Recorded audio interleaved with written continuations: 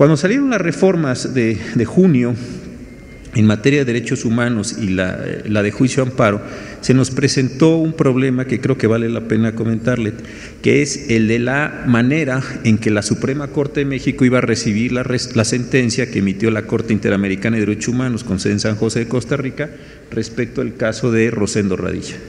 Claro, está la sentencia, le vamos a llamar Radilla de la Corte Interamericana, y está la sentencia Radilla nuestra. En la sentencia Radilla nuestra se hizo un análisis, yo creo que muy importante y que vale la pena comentar brevemente porque creo que esto explica todo.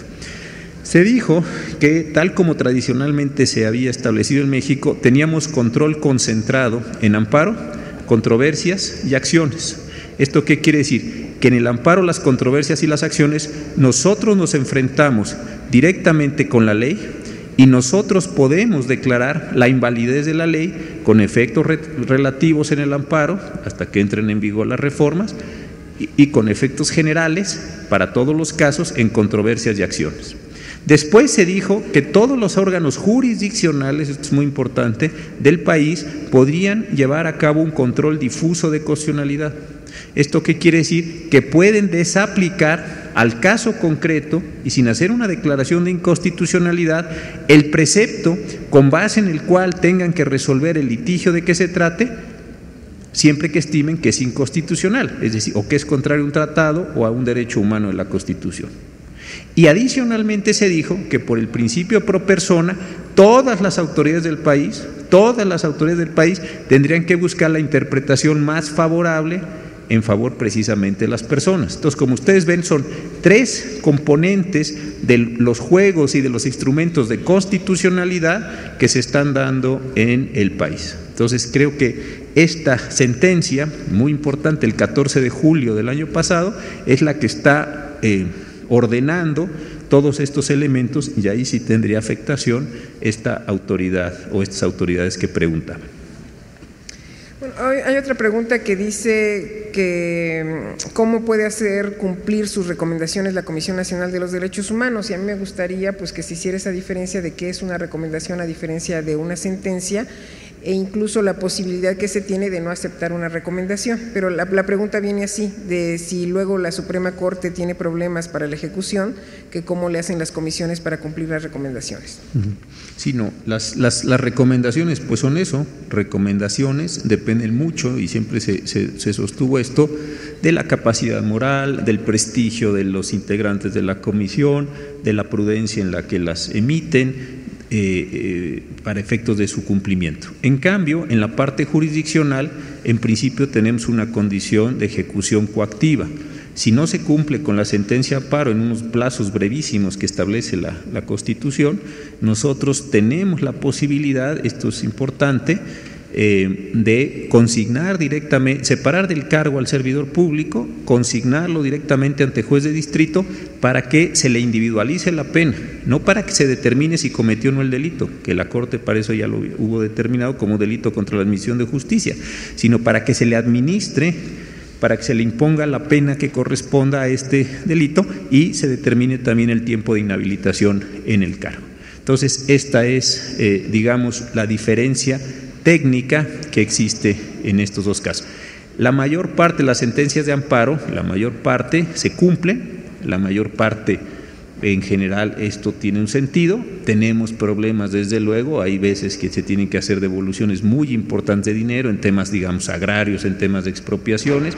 También están los problemas que hemos ido encontrando de si hay todas las partidas presupuestales para esto, pero creo que crecientemente se está estableciendo ya desde un par de años decisiones de la Corte tratando de lograr la mayor cantidad de cumplimientos en este mismo sentido. Pero mientras en un caso sí hay una facultad coactiva para lograr el cumplimiento, en el otro caso no existe este elemento, y esto caracterizado desde la propia Constitución, no como una debilidad de la Comisión Nacional, sino como parte de su forma de operación, insisto, diferenciando claramente entre la Comisión y los tribunales de derecho.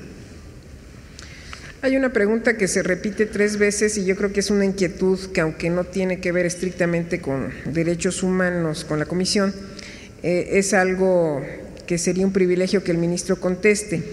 que es la explicación del control difuso que tiene un juez en cualquier parte del país a raíz de la reforma constitucional. ¿Cómo no? Si ustedes promueven un juicio de amparo, cualquier persona, déjenme ponerlo en estos términos, ¿qué es lo que yo hago? Yo veo el acto de autoridad o la ley que ustedes están reclamando. Una vez que he fijado, digamos así, lo que decimos los abogados, la litis, yo analizo este acto concreto o analizo esta ley concreta y lo que hago es determinar que esa ley o ese acto es contrario a la Constitución por algún determinado motivo, el que ustedes quieran. En la parte de los argumentos voy diciendo por qué este precepto es inconstitucional.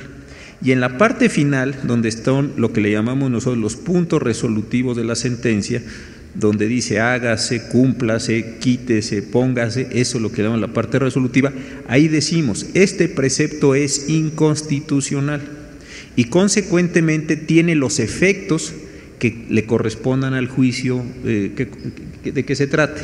Si es un juicio de amparo, ya sabemos que hasta hoy esa sentencia solo vale para la persona que obtuvo una sentencia favorable. Si todos en este establecimiento tuviéramos un coche y todos pagamos la tenencia, pero solo uno de nosotros, siendo el mismo coche, del mismo año, exacto, el mismo modelo, el mismo año, uno tiene la sentencia y los otros no, a pesar de que estemos en la misma e idéntica situación jurídica, solo el que tenga la sentencia no va a pagar ese impuesto, todos los demás pagamos, ya sabemos esta condición.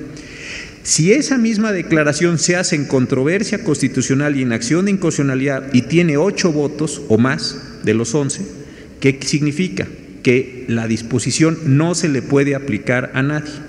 Decimos nosotros en una expresión así un poco metafórica, pero importante, se expulsa del ordenamiento. Bueno, se acabó, no existe más y fin de la discusión.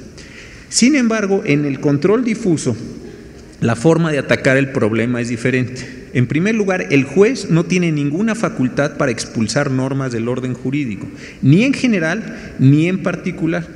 Lo único que hace es una ficción jurídica al encontrar que esa disposición es contraria a la Constitución y ahora en adelante a los tratados internacionales, para que al momento de resolver hiciera como si, esta es aquí la ficción, como si la disposición no estuviera en la ley.